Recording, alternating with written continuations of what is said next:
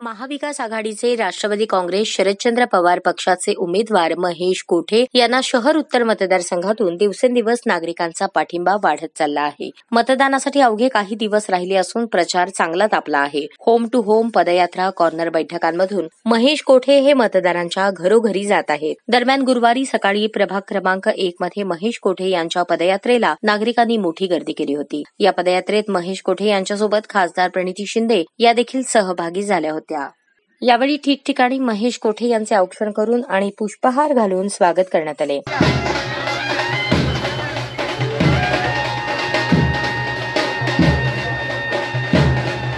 महाविकास आघाडीचे उमेदवार खूप चांगल्या प्रकारे प्रचार करत असल्याने भाजपच्या उमेदवारांना धडकी भरली असून यंदा महाविकास आघाडीचे उमेदवार विजयी होतील असा विश्वास खासदार प्रणिती शिंदे यांनी व्यक्त केला। नक्कीच पूर्ण सोलापुरात महाविकास आघाडीचे उमेदवार हे खूप चांगल्या पद्धतीत प्रचार करतायत।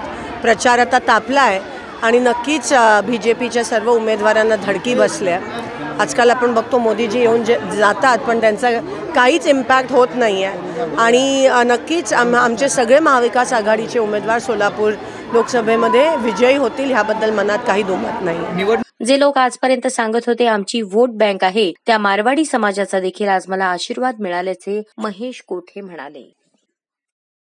आणि आज ज्यांनी आमची वोट बँक म्हणून जे कायम लोकांना सांगत होते आज ते सर्व मारवाडी समाजाचा सुद्धा आशीर्वाद मला या ठिकाणी मिळाला आहे।